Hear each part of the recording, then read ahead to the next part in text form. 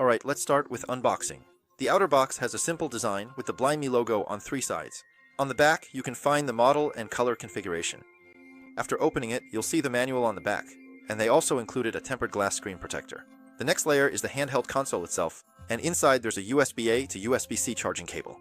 But the more I learned, the more expensive it got. Overall, it's a very classic handheld design, and the screen is a 5.5-inch IPS panel, the same size as the Switch Lite. The brightness can be adjusted fully, and the items on screen look sharp, but the resolution is 1080p. Plus, since the bezels and grips are relatively small, the whole device is actually a bit smaller than the Lite. The weight is about the same at 286 grams, which keeps it pretty portable overall. The D-pad and ABC buttons are naturally made of short travel rubber, but surprisingly, the surface material is glossy, something I've never seen on any handheld before.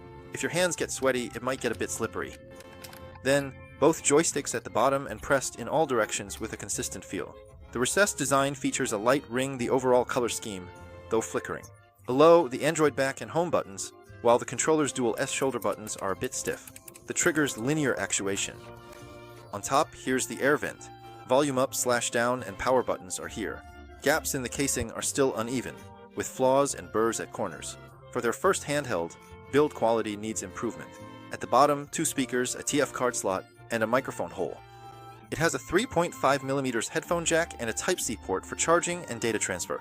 On the back, there are 2 small grips and an air intake vent. It gives off a 2P mini vibe. If you cover the logo, it's hard to tell which brand this device is from. So overall, I'm actually quite satisfied, because this is a very standard Android handheld. The configuration and layout are just right. The symmetrical design with Nintendo-style buttons doesn't really stand out as a highlight, but it's perfectly functional for everyday use, with no features cut out. The overall feel is decent, it's fairly portable, basically it does everything an entry-level all-rounder should do. This positioning is spot on, so there's really nothing to criticize here. Next up is gaming performance. This needs to be considered with the handheld's price and positioning. The launch price is 499 yuan with a 30 yuan cashback, effectively 469 yuan. This price range is familiar, it's the same as the Unisoc Tiger T618.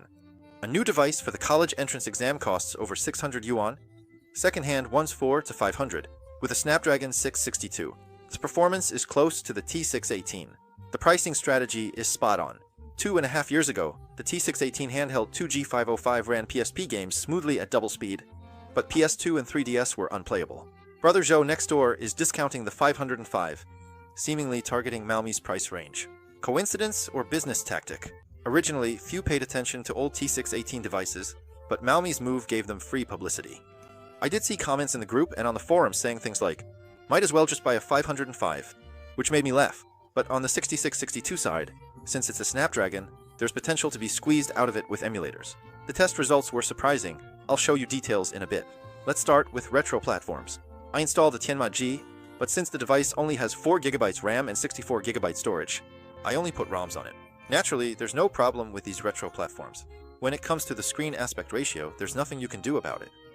The 16:9 ratio isn't really suitable for playing these games, and I actually found that there's a built-in front end that can scan for games on both the device and the TF card.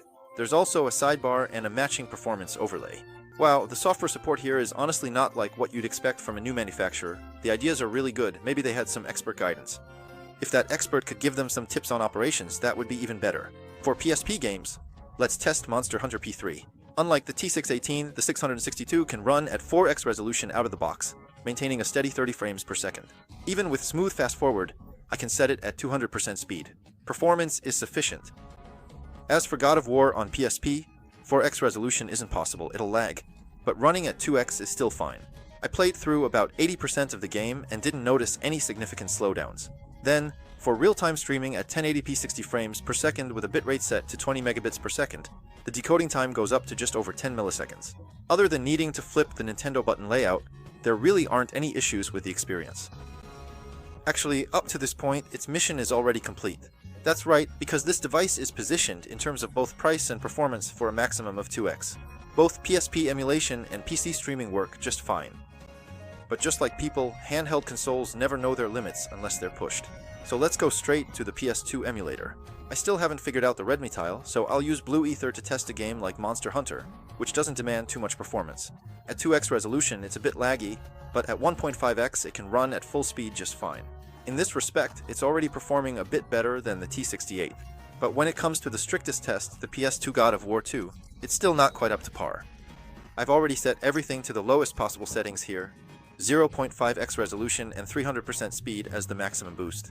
While it can hit full frames in some scenes, as soon as you get into larger maps, the speed drops noticeably, making it completely unplayable. But what's interesting is that with these settings, the opening sequence of Battlefield 2 can just barely run at full speed. So if you only play the very beginning in a rush, it's easy to mistakenly conclude that Battlefield 2 is playable. That's why you have to be rigorous when testing game performance. Being able to run and being able to play are two very different things.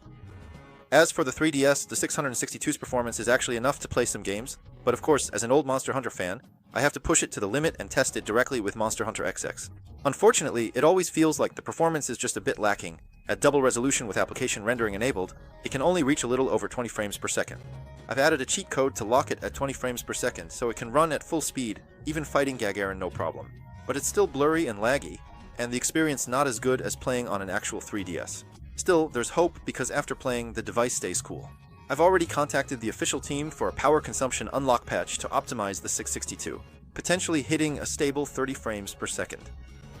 Okay, so that's it for the performance test. Honestly, by my own standards, this Blind Me is actually a pretty decent entry-level all-rounder.